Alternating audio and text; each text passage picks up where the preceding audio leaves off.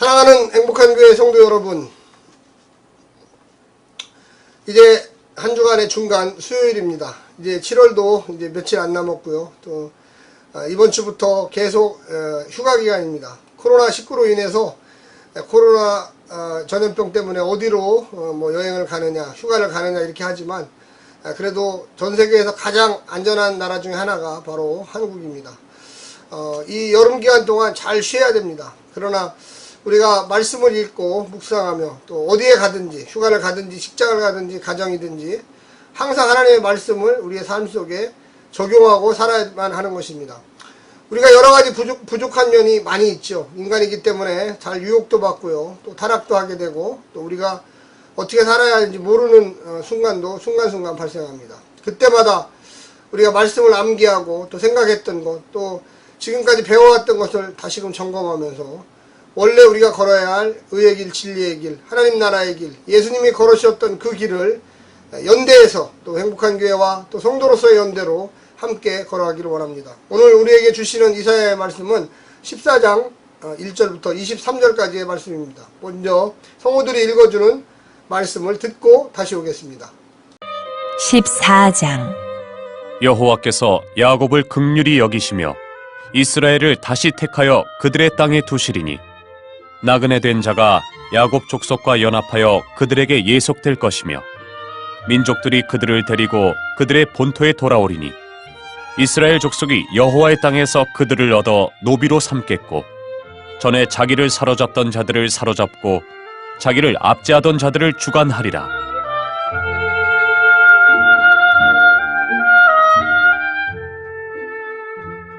여호와께서 너를 슬픔과 곤고와 및 내가 수고하는 고역에서 놓으시고 안식을 주시는 날에 너는 바벨론 왕에 대하여 이 노래를 지어 이르기를 압제하던 자가 어찌 그리 그쳤으며 강포한 성이 어찌 그리 패하였는고.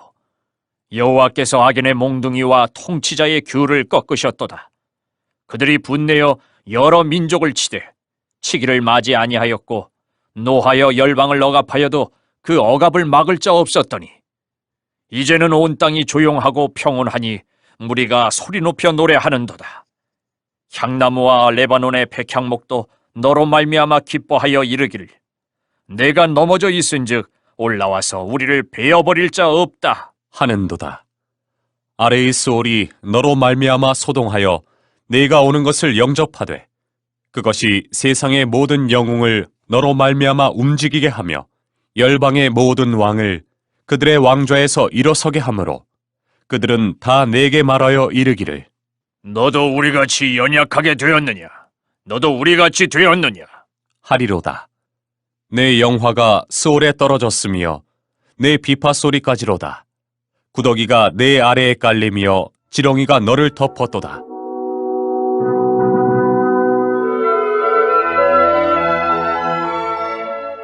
너 아침의 아들 계명성이여 어찌 그리 하늘에서 떨어졌으며 너 열국을 엎은 자여 어찌 그리 땅에 찍혔는고. 네가 내 마음에 이르기를 내가 하늘에 올라 하나님의 뭇별 위에 내 자리를 높이리라.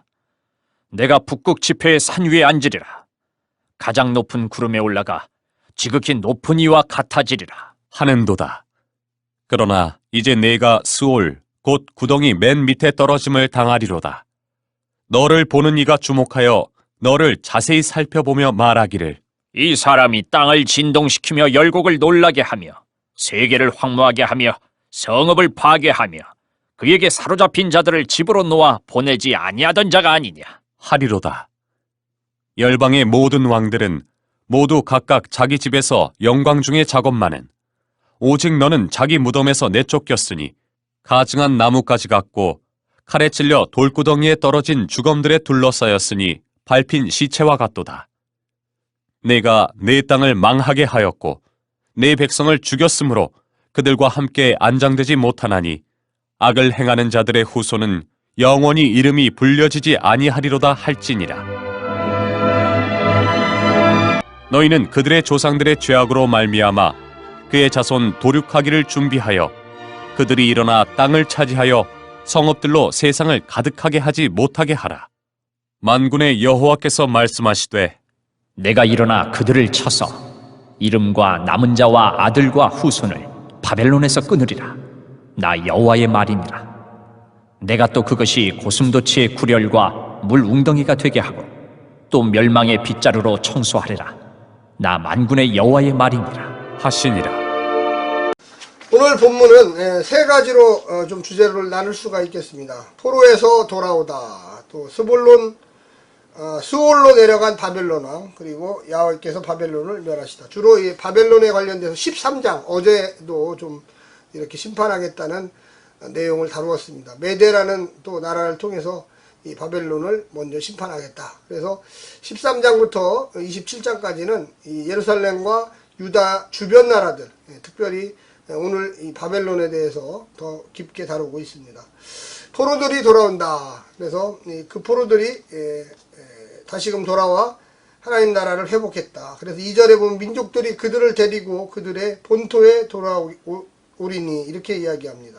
그리고 야훼 하나님은 노비로 잡아갔던 그 사람들을 다시 노비로 삼겠다. 그러니까 노비로 끌고 갔던 그 민족을 노비로 삼겠다고 이야기하고요. 전에 자기를 사로잡던 자들을 사로잡고 자기를 압제하던 자리를 주관하는. 그러니까 입장이 바뀐 거예요. 옛날엔 주인이었던 사람이 노비가 되고 노비가 이제 주인이 되는 그 역사를 북이스라엘에게 허락하겠답니다. 그러면서 좀 오늘 특이한 장면이 나오는데 스홀, 이 스홀이라고 하는 아주 특이한 내용이 오늘 본문에 등장합니다. 이 바벨론 왕이 스홀로 내려간다는 거죠. 이 스홀이 뭐냐? 지하세계입니다. 그래서 우리가 살고 있는 이 세계의 중심부로 뚫려 있는 세계. 그래서 하나님의 빛의 세계, 또 지하니까 어둡잖아요. 어둠의 세계. 그래서 무언가 하나님과 대비되는 그런 세계죠. 그래서 인간이 죽으면 어디를 가냐? 죽음 이후에 대해서 사실은 구약성경은 별로 얘기하지 않아요. 사람이 죽는다면 어떻게 된다. 그런데 스홀로 간다. 스홀로. 근데 이 바벨론 왕도 역시 마찬가지로 죽으니까 스홀로 내려갑니다. 그래서 이 지상세계에서는 바벨론 왕이 최고였잖아요. 가장 폭력적이고 가장 힘이 세고. 그런데 그 사람도 역시 인간이었기 때문에 죽으니까 내려간다. 구약의 사람들은 이 지상에서의 위치와 그런 어떤 직위 이런 게 이 지하세계에서도 똑같이 내려간다고 생각했어요. 그러니까 바벨론 왕이 이 땅에서 최고였는데 그 사람이 죽어서 이 지하세계에 온다니까 스홀에서도 또 최고가 되죠. 그런데 하나님은 그렇게 하지 않으신다는 거죠. 거기에 보면 3절부터 23절까지 그 조롱의 노래를 부르고 있습니다. 야, 네가 뭐 얼마나 잘났냐? 뭐 네가 지상에만 잘났지 여기서도 그렇게 잘났냐? 뭐 이렇게 하면서 이야기합니다. 9절에 보면 아래의 스홀이 너로 말미암아 소동하여 내가 오는 것을 영접하되 그것이 세상의 모든 영웅을 너로 말미암아 움직이게 하며 열방의 모든 왕을 그들의 왕자에서 일어서게 하므로. 세상에서 그렇죠. 바벨론 왕이 지나가면 모든 사람이 경배해야 돼요. 모든 사람들이 일어나야 당연하죠. 그런데 이제 스홀에서는 그것이 안 된다. 그래서 스홀을 표현할 때 제의적으로 부정하기 때문에 죽은 자가 야훼를 찾는다는 것은 원칙적으로 불가능해요. 그래서 스홀에 가서 하나님을 찾을 수가 없죠. 왜? 부정한 곳에서 어떻게 하나님을 찾아요? 구약성경에서는 죽음 이유는 단편적으로 또 비유적으로만 짧게 언급하고 있습니다. 그래서 죽음 이유가 어떻게 되는지 구약성경은 잘 모릅니다. 살아계신 하나님의 관계는 이 땅에서 모든 것이 가능하게 되죠. 의인이나 악인이나 모두 죽은 이후에 이 스홀, 지하 세계로 내려갑니다. 그들은 영원한 잠을 그곳에서 자게 되고요. 또 히브리적인 사고방식에서는 죽음은 최소한의 생명력만 나는 거예요. 완전히 죽은 건 아니죠. 육신만 죽은 거죠. 생명력이 움직이지 못합니다. 생명력이 없어요. 말도 못해요. 실체가 없는 그림자 같은 존재로 지입니다. 스홀에서는 지상에서의 신분을 유지하기에 왕은 스홀에서도 왕의 자리가 있어요. 그런데 보좌 옆에 영원히 잠듭니다. 그래서 왕의 자리 옆에 있습니다. 그런데 여기 나오는 러파임이라고 하는 죽은 자들의 거주자, 죽은 자들의 영.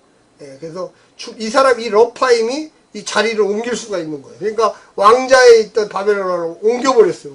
이 본문에 보게 되면. 지하세계로 내려간 이 바벨론 왕은 바벨론의 패망의 결론과 바벨론 왕의 조롱이 대상이 돼요. 야, 이제 저 바벨론 왕도 별 수 없다. 죽어갖고 여기 왔다. 바벨론의 패망은 이스라엘에게는 출애굽의 기쁨이죠. 왜 그렇습니까? 나라가 멸망하니까. 그 북이스라엘 때문에 이 북이스라엘이 이 바벨론으로 말미암아 아수르로 말미암아 멸망했는데 그들의 땅에서 다시 돌아오기 시작하죠. 그래서 왜 이게 아수르한테 멸망했는데 바벨론한테 돌아오느냐? 이거는요, 아수르가 바벨론한테 멸망했습니다. 또 이 바벨론이 메대한테 또 멸망을 해요. 그렇기 때문에 이 바벨론 다음에 바벨론 전에 아수르, 바벨론 다음에 메대, 바벨론이 중앙에 위치하고 있는 거예요. 그러니까 아수르 때 끌려갔던 사람들이 바벨론 때 돌아오는 역사가 일어나는 거죠. 바벨론이 패망했기 때문에.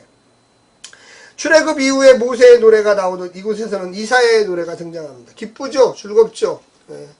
고난을 주었던 이 악행을 행했던 이 바벨론이 멸망했죠. 바벨론 왕의 명칭은 폭군, 압제자, 새벽별, 행악자들의 후손. 참 나쁜 말은 다 쓰여 있습니다. 바벨론 왕의 후손들은 모두 죽었습니다. 그래서 후사가 없습니다. 하나님이 저주한 거죠. 야, 너희들 이제 여기서 끝이다. 모든 것이 끝난다. 이스라엘 백성들처럼 너희들 고난을 받았느냐? 그러면 다시 구원의 시대가 열린다. 12장에서 얘기했죠. 그와 같은 것이 아니에요. 하나님의 백성 외에는 다 그렇게 스올로 내려가 버립니다. 우리는 여기서 세 가지를 이야기할 수 있습니다. 국률과 역전을 가져오는 심판. 이제 바벨론이 멸망함으로 북이스라엘의 포로로 잡혀갔던 일이 돌아오고, 땅에서 안식을 스올에서 소동을 가져다는 심판이 있죠. 이 땅에서의 위치가 지하세계에서도 보존되는데 바벨론 왕이기 때문에 밀어서 러파임이 밀어서 다른 곳으로 가게 만든다는 거죠. 바벨론이 망하자 온 땅이 조용하고 안식을 누리기 시작했습니다. 곡소리, 신음소리, 가득했던 곳에 노랫소리와 기뻐하는 소리가 가득하고 이제 아무도 자신들을 뵐 자가 없다는 것에 열방이 안심합니다. 이 작은 약소국들이 거대한 제국이 멸망하니까 너무 기쁜 거예요. 맨날 이 조공을 바쳐야 되죠. 사람도 갖다 노예로 줘야 되죠. 반면에 과거에서 이 땅에 호령하던 자들이 스올은 바벨론 왕이 온다는 소식에 흥분합니다. 너도 연약하여 우리같이 되었구나. 너도 이제 죽으니까 별 수 없구나. 네가 이 땅에서만 대단했지 이 지하세계에서는 아무것도 아니다. 힘이 있을 때는 이런 날이 올 줄로 전혀 몰랐죠. 다시 일어나지 못하게 할 심판. 하나님은 바벨론을 한 번 심판함으로 인하여 아무런 다시금 소망을 주지 못하고 그가 신중하였던 많은 사람들이 그러나 가장 높은 곳에서 가장 낮은 곳으로 추락하는 이 바벨론 왕을 보면서 자신들로 놀라게 됐다는 것입니다. 가장 영광스러운 자리에서 시신도 수습 못할 정도의 바벨론 왕이 그렇게 처신이 되었다는 거죠. 이제 조상도 그 자신도 후손도 역사에서 바벨론이 완전히 사라져 버립니다. 사랑하는 성도 여러분, 우리 구원의 백성들은 늘 기쁘고 즐겁게 살아가면서 하나님의 놀라운 축복과 권능을 받으시기를 간절히 부탁합니다. 할렐루야, 샬롬.